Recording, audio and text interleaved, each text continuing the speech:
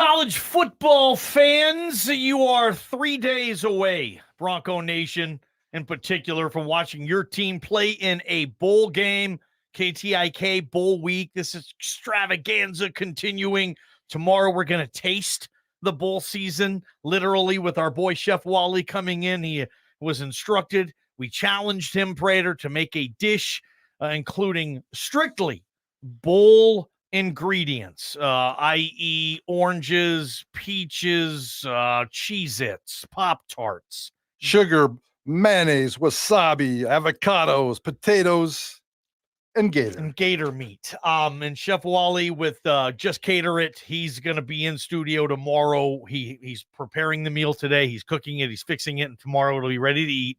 We're going to chow that sucker down and celebrate the bowl season. Prater, we announced earlier, and we'll talk a little bit about this, but Bush Hamdan is staying in Boise. I remember you called this, by the way.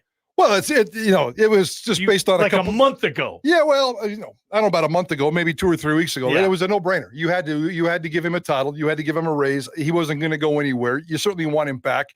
Boise State's offense was spectacular this year. The optics of that 2-quarterback system was ugly at times. And yeah, Bush Hamdan had a role in that. But at the end of the day, 9 straight games of 30-plus points? They broke it with a high-scoring 20 game, and then they came back with a 40-burger at the end. So Bush Hamdan really had this offense going, and former player. I think he's a really good fit here, wants to settle down, and it made all the sense in the world to not only give him a title, but to give him a raise. And today, Boise State made it official. Bush Hamdan is your new associate head coach, offensive coordinator, and quarterbacks coach.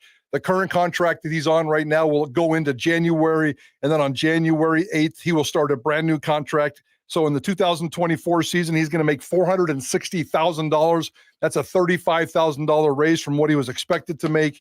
And then in 2025, he'll make $480,000, becoming the highest paid assistant in Boise State football history. 208-424-9300. We can open up calls and texts. Your thoughts, positive, negative, anything in between, Boise State fan, on Bush Hamdan, your new associate head coach, offensive coordinator, and quarterbacks coach.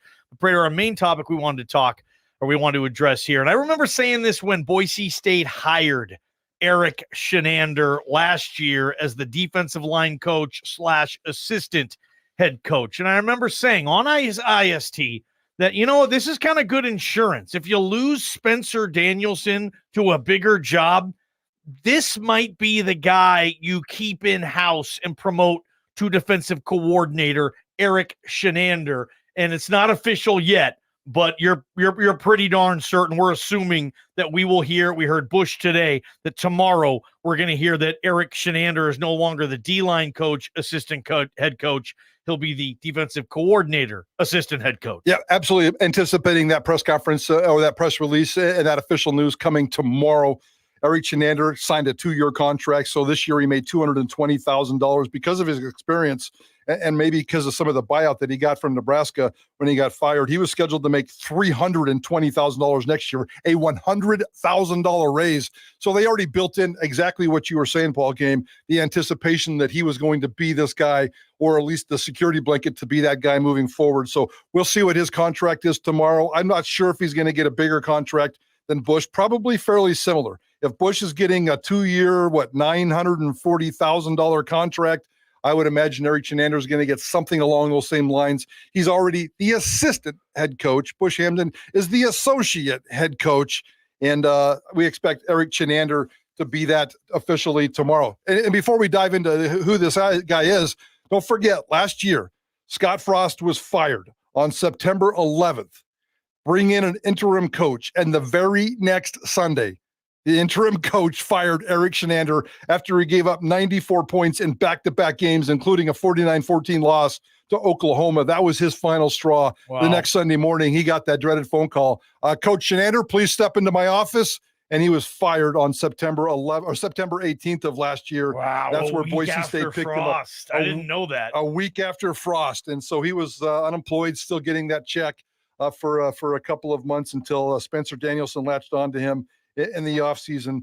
Small college kid out of Iowa, met his high school college sweetheart in Iowa, has a couple of kids, has 3 kids, still married to the same lady, and has got himself one heck of a nice resume ball game. Yeah, he does. I mean, Erik Chinander was the defensive coordinator for an undefeated UCF team that won, I believe, the Sugar Bowl, a national championship against Auburn, and then claimed to win the Natty. Yeah, Erik Chinander was their DC. He's got himself a national championship. He does have ring. a ring that says national championship. Even he kind of giggles about it, though. And he was the damn DC. That tells you all you need to know about that national championship that UCF claims, is that even the DC was kind of like, yeah. But so he does have a nice resume. Now, he didn't do well at Nebraska, but he did really well at UCF. Kind of like Scott Frost. It sounds like he's kind of a Scott Frost guy. Scott Frost gets fired at Nebraska. A week later, they're like, okay, let's clean house of all the Frost guys, on a staff, and let's go